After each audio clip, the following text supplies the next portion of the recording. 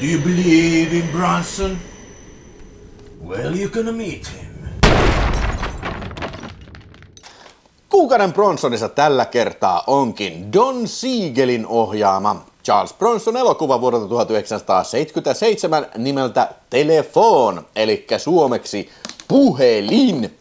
Ja tämähän muistetaan Bronson-fanien keskuudessa siitä pienestä faktasta täällä Suomessa, että tämähän kuvattiin osittain Suomessa. 10 päivää oli kuvattu täällä, ja tässä Helsinki saati vähän niin kuin stuntata Moskovaa. Uspeskin katedraalia on tässä nähty ja sitten Suomen linnaa muun muassa.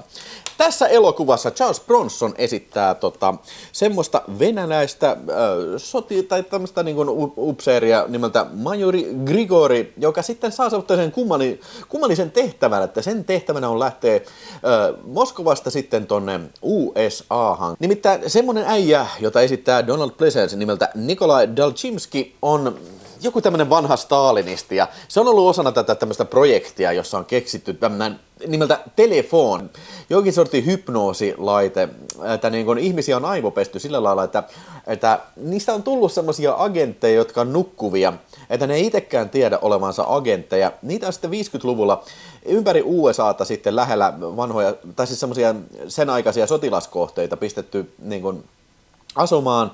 Ja ne on semmosia, jotka on niinku ihan amerikkalaisen olosia, mutta kun niille soittaa ja sitten semmoisen runon niinku kertoo siinä, missä mainitaan se venäjänkielinen alkuperäinen nimi, niin sitten näistä tulee tämmöisiä itsemurhaterroristeja, kyllä.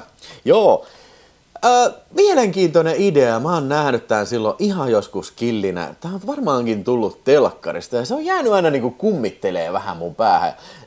Sitten paljon myöhemmin niin kun mä jotenkin löysin sen taas uudestaan ja en mä silloin tiennyt, että tää on Charles Bronson elokuva. Mutta mä oon aina jotenkin kiehtonut tähän idea, että on tämmöisiä ihmisaikapommeja, mitkä voidaan aktivoida sitten tällaisena niin kuin runolla ja tällä. Tämä muutenkin tuntuu olevan vähän tämmöinen niin kuin, ehkä jonkin sortin kannanotto niin kuin tietokoneisiin ja tietokoneistettuisiin asioihin, koska muutenkin nämä ihmiset tuntuu käyttäytyvän sillä tavalla, että ne tekee tehtävänsä. Ja tässä on paljon tämmöistä ihanan 70-lukulaista estetiikkaa ja semmoista, tiedätkö, aina tulee niin kuin se paikan nimi, tulee ihan niin kuin sellainen tietokonepromptina ja semmoinen, kun tietokoneelta kysyy jotain, niin totta kai sä kommunikoit sinne, niin kuin, että mitä tänään syötäisiin. Nykyäänhän se on tätä päivää, että niin kuin chat GPT:llä ja näillä muilla AI-hommilla, sähän voit silloin niin kuin kirjoitella tollain, mutta toi niin kuin jotenkin siinä aina 70-luvulla aina se, niin kuin, että miten sä voit ymmärtää niin kuin kommunikoinnin tietokoneen kanssa, on se just, että tietokone puhuu kuin se olisi ihminen, mutta tämä nyt ei ole todellakaan tämä pointti, vaan pointti on Bronsonin retki, tänne ekskursio tänne Yhdysvaltoihin. Tän on käsikirjoittanut semmoiset äijä kuin Peter Hyams ja Stirling Silliphant. Stirling Silliphant on kuuluisa 70-luvun, oikeastaan aika pitkälti 70-luvulla toiminut tämmöinen käsikirjoittaja, joka on muun muassa Dirty Harry ja pari mun mielestä käsikirjoittanut. Ja tässä näyttelee ton Bronsonin ja Donald Pleasencen lisäksi sitten Le Remick, eli semmoinen muija, joka sitten pestataan tämän Bronsonin niin kuin agenttipariksi. Hän on myös venäläinen, mutta myös vähän tämmöinen kaksoisagentti. Se tekee sekä Moskovalle että Langley, eli CIAlle vähän niin kuin tupla hommia sitten ja näin. Ja sitten Tyne Daily, joka nähtiin Dirty Harryssä, oliko se muistaakseni sitten osassa 3, niin se oli se naispoliisi. Niin tässä se on sitten semmoinen tietokoneekspertti sitä, jota ne ei ikinä edes Bronsonin kanssa kohtaa, mutta sillä on merkittävä rooli, että se tietokoneen avulla selvittelee tätä mysteeriä sit, mikä CIA:tä häiritti, että mitä vittua se saatana majuri Grigorin tekee täällä helvetin maassamme sitten, joo. No niin. Oliko tää nyt sitten Bronsonia, mä en nyt yhtäkkiä muista, oliko Don Siegel ohjannut Bronsonin kanssa aikaisemmin leffaa? Varmaan oli. Nyt olisi pitänyt kirjoittaa se tuohon ylös tässä muistiinpano, mutta en muista. Mutta sen mä tiedän, että Don Siegel oli sanonut Bronsonille, että viittisikö sä ajaa noin viikset, koska sä oot venäläinen, se ei sovi niin hyvin venäläiseen tyyliin. Niin Bronson oli sanonut vaan, että ei viiksiä, ei Bronsonia. Pujaa.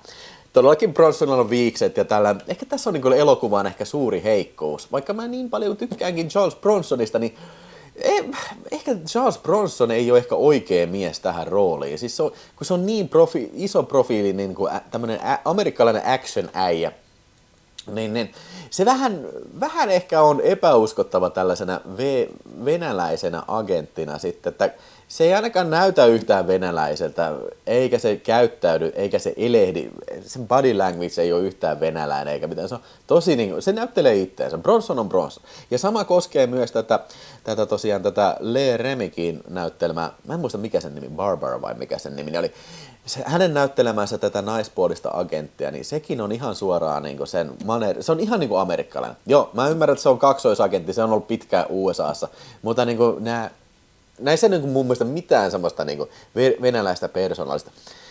Koska niin mun mielestä tämä olisi voinut olla parempi filmi, jos tässä olisi, niin kuin, mä tykkään tästä ideasta myös siitä, että on näitä ihmisaikapommeja ja näitä tämmöisiä aivopestyjä tyyppejä, mutta myös siitä, että tässä on vähän niin kuin roolit vaihdettu, että on venäläinen agentti, joka tulee USAhan tekemään tehtävää, tämmöinen rooli, mikä yleensä kuuluisi niin kuin, päinvastaan, että niin kuin amerikkalainen menee johonkin Itäblogin maahan tekemään tehtävää. Esimerkiksi Steven Seagal harrastaa tätä todella usein. Mutta niin kuin, tästä olisi ehkä voinut saada tästä asetelmasta enemmänkin irti, ja myös tästä ihmisaikapommijutusta.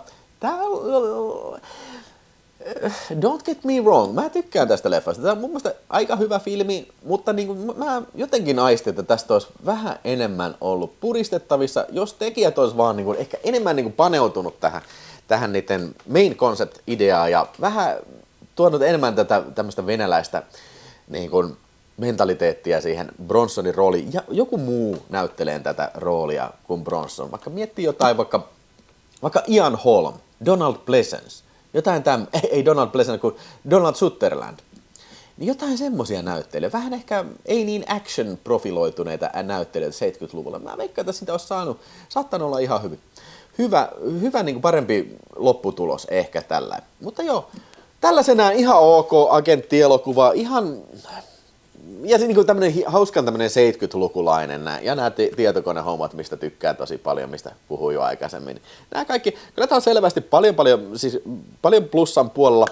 Mä haluaisin ehkä antaa tälle 4 tähteä, mutta en ihan kyllä. Mä sanon, että tällainen niin vahva 3,5 tähteä varmaankin puhelimelle olisi ihan paikallaan kyllä.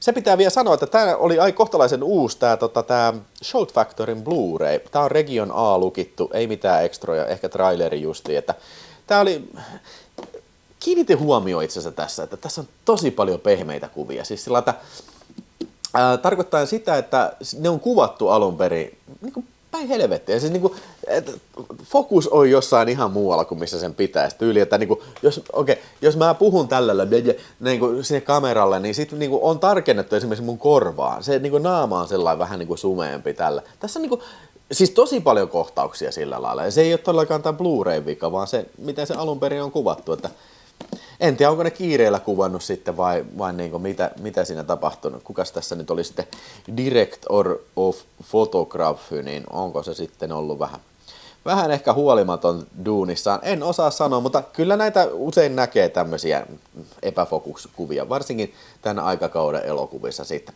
Tämähän on tämä kohtalaisen harvinainen tämä puhelin, tämä MGM UA Esseltä videon suomalainen kasetti, ja tästä on 6 sekuntia leikattu. Nyt en tarkastanut, mitä siitä puuttuu, mutta jos menisin veikkaamaan, niin mä veikkaisin, että tästä on leikattu kokonaan 2 kohtausta, oikeastaan 2 veristä kohtausta, missä yhtä vartia ammutaan päähän niin, että verta roiskahtaa päästä, ja sitten toinen kohtaus, missä Bronson ampuu sitä yhtä aivopestyä jätkää, mikä on menossa räjäyttää jonkun paikan, niin ampuu auton ikkunasta suoraan päähän ja veret roiskahtaa siihen.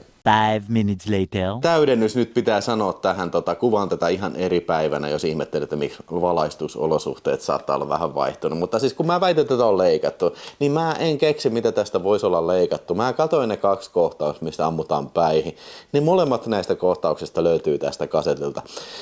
Se saattaa ihan hyvin, että se leikkaustieto, mitä oli muun muassa Videospacella, se 6 sekuntia, se saattaa olla ihan hyvin elokuvateatterileikkaukset, että sitten kun tämä video on tuotu niin siinä ei ole sitten noudatettu näitä leikkauksia, että tämä olisi leikkaamaton versio, mutta mä tarvitsin lisää tietoa tästä. Se saattaa myös olla se 6 sekuntia liittyy siihen hopeakantiseen Esseltä-videon julkaisuun, joka taitaa olla vähän vanhempi, että onko siinä sitten erilainen leikuttu. Mä vähän epäilen, että siinä olisi erilainen masteri, mutta niin kuin kaikki voi olla mahdollista. Jos sulla on tosiaan tietoa, että onko jotain muuta leikattu, esimerkiksi mä voisin kuvitella hyvin, että jos on joku Neuvostoliiton lippu liahumassa jotain, niin jotain semmoista saattaa olla hyvin leikattu, koska Suomessa oltiin tosi varovaisia sen suhteen, että niin Neuvostoliitto-asioita ei saa esittää niin elokuvissa tällä. Ja tämähän sai muuten kohua siitä, kun tätä ylipäänsä päästettiin kuvaan Suomessa, että siellä Neuvostoliiton suurlähetystö oli sitä mieltä, että tämä on neuvostovastainen ja sitten joku sanoi, että ei ole ja jene. Se piti myös muuten mainita tähän hätään, että tässä näyttelee myös Åke Lindman ja sitten myös itse Ansa Ikonen ja taisi olla Ansa Ikosen viimeinen rooli tässä sitten siinä mummelina, onko se sitten Donald Pleasence esittämä hahmo äitä ja sitten ne. Niin, mutta joo, hei, tää oli ihan hyvä. Mä katson sen varmasti joskus toistekin. Kerrohan mulle, mitä sinä oot mieltä Bronsonin telefonista ja paina tykkää.